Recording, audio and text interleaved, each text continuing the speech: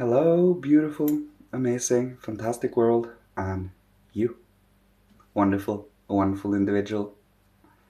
Today, I would like to speak about knowledge gained through arts and artistic expressions and imagination, and divine feeling or cosmic feeling. For, well, if we can feel, the cosmos can feel. It is all about knowing that the whole cosmos is, to all intents and purposes, Homo signorum, or the zodiac man. And we are kind of a miniature version of the zodiac man. Of course, based on where the planet stood when we were born and so on, we are manifest into specific forms. But we also need to remember that all these planets always changes just as we do. So we are in, it is difficult to explain it, but we are not the same as when we were born. For our planets have moved, and well, how the zodiacs are now is how we are now. Of course, this is not what we should be obsessed or focused with. When we go inwards, but through love, through non-obsession, through a certain healthy self healing, self-nourishment, self-nurture, you have the forces to spare to share it with the world too. Now, through creative expressions and active using your imagination to infuse and permeate life with divinity. For, well, we all are observing this world. If we had 100 people that observed the same thing, we all would have our kind of subjective feeling of what that thing is, but we all would also know what that thing is. And then it is about coming to an understanding and a conclusion about it. But at the same time, nothing is a conclusion, nothing is set. It is all about acknowledging something living. When we come back to it, it is still living, and it might have a different feel to it next time, to a certain extent. It is still the same. It is still the same object slash individual, based on if it is an object we observe or if it is an individual human being we observe. You know that even I digress. Hold. You understand what I say? You understand me when I say creative expression and living imagination. You do feel that. You do feel that there are certain things that allows for life within here. As I mentioned, we are not mechanical. We never were, and these concepts and abstractions do not fit with a human being and are utterly and very unhealthy for us. For we are living, organic, spiritual forces. We are kind of the whole, as I mentioned, we are the whole hierarchy condensed down. We are the hierarchy and the zodiac man condensed down. All of us are the individual. And imagine every individual on this planet woke up to their own independent self and worked towards a future that is more gentle, nurturing, and beautiful. And everyone working against it is obviously adversaries, obviously hindering forces, backward spirits. For cultivating of the human being is what our task is here. Not becoming superhuman, for we are barely human yet. We act more on subhuman standards than we would on human standards right now. So trying to become superhuman without morals is kind of like, well, going a little too far in our development and not being able to keep up with all the destructive forces we have. So holding oneself strong and sturdy in the consistency of character building. Through imagination, you bring life and beauty to it. But it is not frivolous beauty, it is not abstract beauty, it literally is and figuratively, is living divine forces. And as I mentioned, we are individual human beings in the whole. So you, as an individual, cultivate your faculties for perceiving the otherwise sublime and non-visible forces that place here. And there are a lot of them. Tons of them. If we are to be, if you are to use the metric system for a moment. Not that you can truly use the metric system for living beings in that way. I digress again. Holding oneself alive, you know? The more you utilize your imagination, the more you rewire yourself, the more you actively override whatever has been habit, whatever has been half sleeping, slumbering, on repeat mechanical, factory settings. We are, again, enliven ourselves by taking in whatever comes in from day to day, from moment to moment, and growing from it, nourishing our soul and spirit with it. With your active living, forming, shaping imagination, we obviously adjust ourselves in different ways. For we actively participate and have a direct perception on, well, wherever we look. Is it inward? Is it outward? Is it now? Is it while you listen? Is it while you speak? For here and now, in this present moment, everything can be perceived. We just need the faculties for it built. For there are many faculties we have today we didn't have a few thousand years ago, which we only had the seed forms then. Initiates and specific individuals have cultivated these faculties for the future, so now it is standard for everyone, just like math, just like alphabet, just like any of the general common knowledge that is for all of mankind today. Will be future knowledge for everyone, as long as someone cultivates it and introduces it to the world through not abstraction. So when you speak something, it is not everything like this sentence.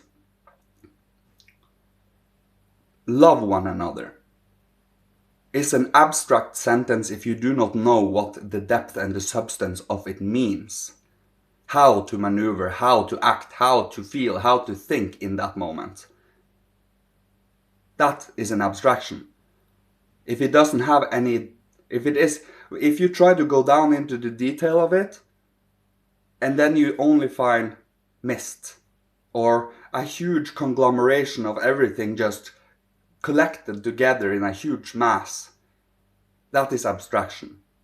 Now, if we take, let's say, our whole physical being and start to differentiate and also come to an understanding of what we are built up by, like the hierarchy.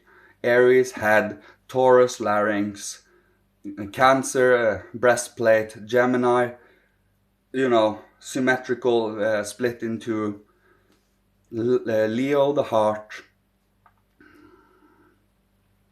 Libra, the spine, Virgo, the abdomen, Scorpio, the genitals, Sagittarius, the thighs, Capricorn, the kneecaps, Aquarius, the calves, and Pisces, the feet. All of these are streaming in and building us up, in a sense, to physical forms, just as they also brings cosmic thoughts. Now, since we do have an abstract astrological system set in place, I will not go too much into detail of this. People will have to study that themselves. It took a good while for me to learn everything by heart and knowing these things as more or less conceptual reality, and to truly find that reality in direct perception. And, well, it is up to each and every individual one of us to cultivate this individual knowledge and try to introduce it and express it in an imaginative and creative an artistic way, for that is how you bring life into things. Artistic expressions and arts literally came from religion, came from religious devotional feelings, and they tried to put pictures to it. And over time it has, well, become and transformed into something abstract. We try to use art to explain mechanical and physical, materialistic things, and it has lost all its magic. It has lost all its warmth, in a sense. It's just like trying to ground movies and make them as real as possible. Let's not keep them away from me, for Pete's sake. We have more than enough reality here. Have they lost any kind of creative expressions and endeavors today? They kind of have lost it. Or they were denied it. Now they can only, you will come to see, now they can only put out what they know. Now they can only put out, let's call it inbred creativity, where creativity has become, where it is a second thought on creativity, on a second, it is kind of from person to person to person, all the way down into, it is creativity that is stick with what you know, right? Now, there is only things we know outside. But the thing is, whatever is outside, there are many things we cannot see yet, for we are fully focused on the materialistic and the physical and the visible. If we, focus our gaze a little, clairvoyantly, inwardly, trying to see the reflective picture of the outer world, now we are starting to come into the hierarchy. And if you do it with love, and if you forget yourself while you are trying to perceive the inner universe, you kind of connect to the hierarchy. Now, if you come to your self-consciousness, to I am here, this is me, you become kind of alone, separate from the hierarchy. But if you are, I am fully part of all of this, in a sense. But you see, you kind of also, to a certain degree, lose yourself in the hierarchy. They don't want you to lose yourself. They want you to become like them, and they will guide us, and they will teach us, and they will give us inspiration until we ourselves can be as wise as they are. And it will take incarnations. It will take lifetimes. But that is the whole purpose. It is a constant dedication. It is that loving the journey, and not living for 2 years at a time for every goal that you can perceive, and torture yourself to every goal. You can enjoy the whole process, including the aspirations. But if the aspirations aren't truly in alignment with the higher hierarchy, they might not be as supporting and assisting. This is truth. We cannot just ask for every and anything. There are certain things in life that are kind of unhealthy and not moral to human beings. So it is about cultivating that and developing the feeling for the Christ Jesus and his redemptive power, his redeeming powers, his power of comfort, his power of warmth. And he can be connected to and communed with right now. He is in our etheric forces, in our life forces, in our feelings, in our love. That is where he is most prevalent. The connection of both the individual, but also a union of, they become one in many. It's like being able to perceive the objective in the subjective. Until that point is reached, we are cultivating it. And until we can trust with our lives. Intuition, intuitive living, the direct will of God, which is what we cultivate. And some days we actually are much more in line than others, but it is about knowing that not every day, we cannot create masterpieces and artworks of beauty every single day. Sometimes we are a little more Remember, we are built up by 12 zodiacs and 7 planets. And there are a combination of all of these. I'm not going to discuss the meaning and the details about this per se per now, but based on these, we are in this sphere, and we are going through all of these zodiacs and these world thoughts and soul moods. If it is mysticism, or if it is voluntarism, or logicism, or occultism, empiricism, transcendentalism. These are soul moods. The feeling of mysticism, for example, if we go fully into only mysticism, we will go into our feelings, emotions, and sitting in them and kind of get high on them. That is the best feeling to describe it, this ecstasy. Of course, when you sit there, you become kind of useless. You don't exactly communicate or socialize, and much less being able to drag this knowledge down into physical, because you more or less are like you are in a dream state. And well, we try to awaken that and lift ourselves up to the point where we can consciously be like that and not be overwhelmed by these forces. For it is about utilizing it in a way that helps mankind in this earthly development towards the new Jupiter stage, where we become more spiritual. And that is what I will leave you with today, I think. May you be protected, guided, blessed, loved by Father, Holy Spirit, Christ, Michael, ancient masters of old, and ancestors from every incarnation. And may you be provided for with all that you need to survive, live, thrive, being creative, inspirational, and healing to the world, so the world can choose to follow if they want to. And may you be kept strong in your good, loving heart. And hold yourself to dignity and human decency. Keeping yourself alive, imaginative, and inspired. Being curious and awe-inspired by the world. Bringing and pervading the world with divinity. Over time, people will just kind of come, whoa, what is going on here? When enough of us seriously do this work, after a certain while it will become kind of standard for everyone. This is why we cultivate certain things and not become distracted. For once you have cultivated to a certain point, couple of years, 3 years maybe even 5 years, you can't live without it. It has become such a part of you that it is as breathing. So perception becomes more and more defined, more and more meticulous. Same with thinking, same with maneuvering in our own inner being. And that is what I will leave you with today. So hold yourself strong to love and compassion, but also to discipline and to a certain inner foundation of compassion and forgiveness.